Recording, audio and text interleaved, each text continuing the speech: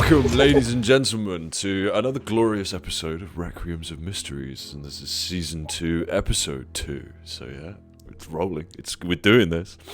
And speaking of which, Phoenix, I believe you have a topic today for today's episode. Good sir. Ooh.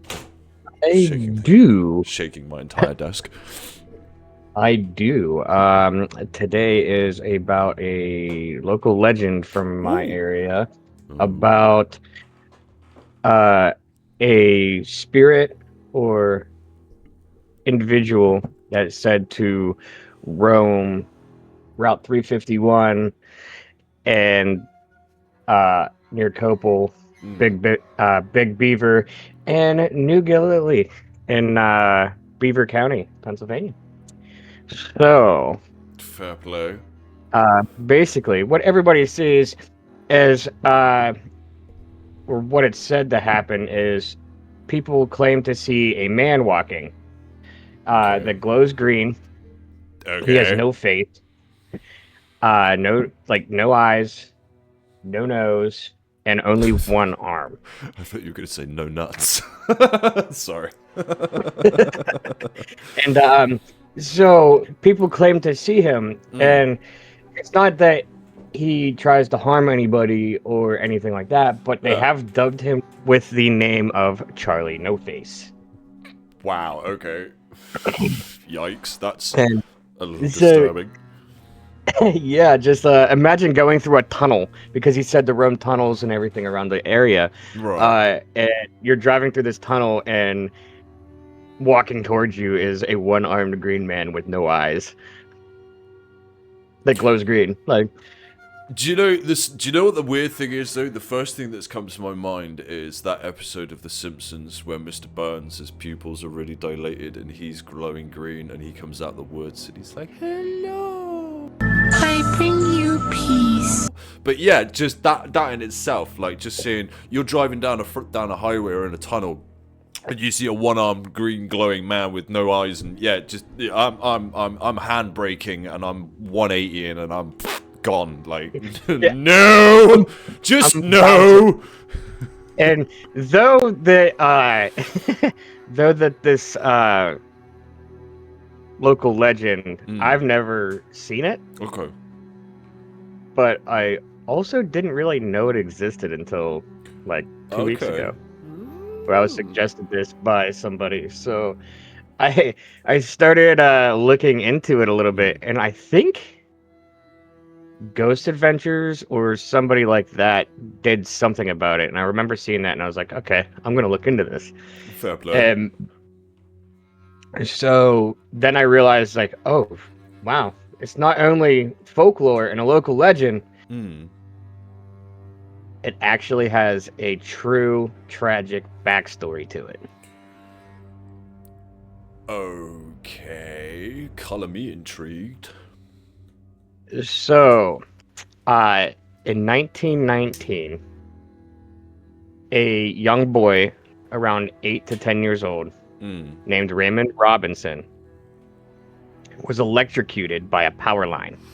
Oh shit. And he survived, but it severely disfigured him, which I'm not surprised. It took his eyes, his nose, and an arm. Fuck. Shit, and that's brutal. These people had claimed to see the Green Man, or Charlie No Face, because he was still alive up until 1985. Right. And so he would walk, and people say that when he walked at night, because he used to walk at night and he used to feel around with his cane. Right. Because he didn't want to freak people out, because he was a kind-hearted soul. He didn't want to freak people out, and he didn't want people staring at him, so he would walk the roads at night. Fair play. And it's still a little sketchy, but okay. Yeah, but people would still see him at night and claim that, he had like this green hue emanating from him. Or green. I think I said green. Yeah, green. But and that's where they coined him the Green Man. That's crazy. So fair play. I went into this thinking that I was looking up a cryptid, but it turned out that it actually had this whole tragic story with it. Yeah, there's some actual real world basis to it. That's nuts. Yeah. But he would always walk with one foot on the pavement and the other in the gravel, so he could navigate and figure out where he was going in the dark. Yeah. Yeah. So how the legend started was like teenagers, obviously, because that's where every local legend begins. Yeah. And people who, seek a thrill at night, paranormal investigators, ghost hunters, Us. Yeah. They would see him in his walks, and they literally turned his walks into a ghost story while he was still alive. Oh, wow. Okay. And they would spread the tales of the glowing green man with no face, even though he was actually a human being. Yeah. It's just badly scarred from an accident whenever he was a child. Oof. But like all his neighbors and everything, they would say that he was a very kind-hearted man. Like, so basically, be afraid of him.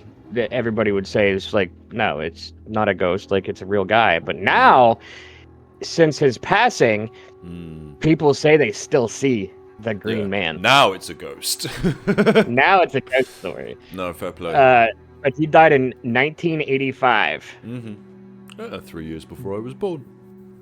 But people still say they see him, and they say as they're driving and everything, they could see him in the headlights, and some people will actually stop, give him rides, and offer beer and cigarettes to him.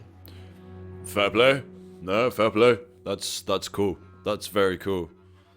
And actually kind of nice, because, the amount of, obviously it's not pleasant having stories made up about you whilst you're alive and things. So if anything, I would feel that that's almost people's... Now that he is a little bit of a local legend and an actual, ghost, so to speak, I kind of feel like they're now paying homage to him and paying a little respect to him, because it's like, we created this story about you when you're alive, and okay, that might have been a mean thing to do, but now you're actually in this situation. It's like, no, it's a form of respect. Like, we respect you, dude.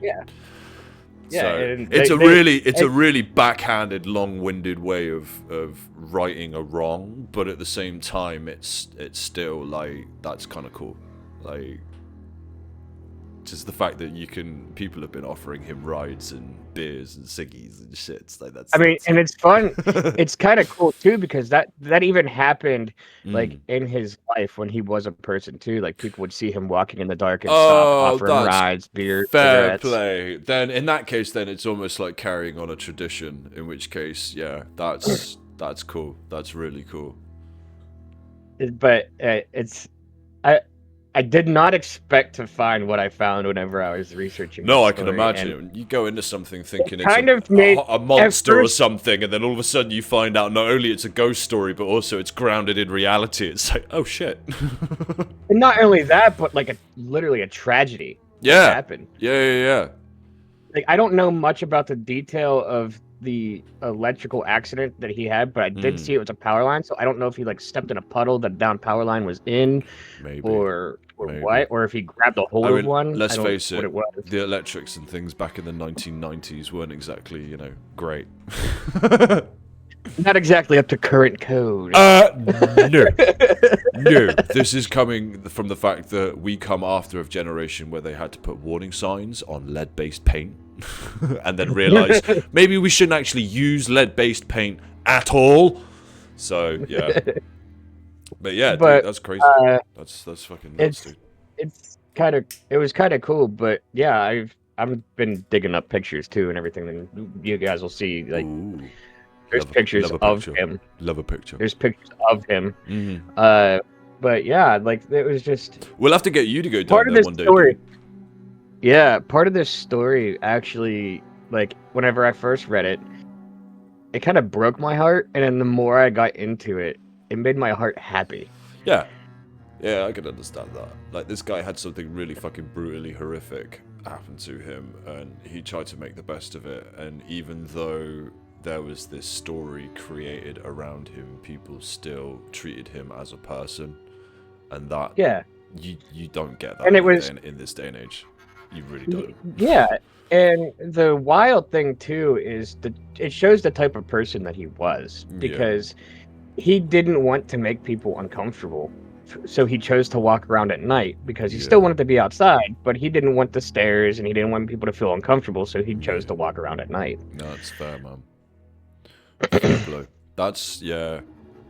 And in all honesty, like, that's just, as you say, it just goes to show the level of what kind of a kind person he was, and the fact that he knew that he would be perceived in a not pleasant way, and he might cause visual issues to people, and it's just like, I'm not going to put people through that. It's like, dude, fair play to you, man. The fact that you can even admit in yourself that you don't look like a person anymore is just...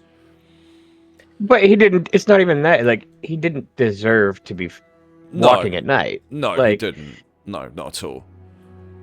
You know, there's... But it's just, the whole story is just wild to me. Yeah, like, man. I was just, the whole thing, like, I went into this, like I said a couple of times already, like, oh, the Green Man, like, I think I've heard about this before. Yeah, because when you first mentioned about Green Man, I was thinking, like, I was thinking you were going down, like, the pagan route.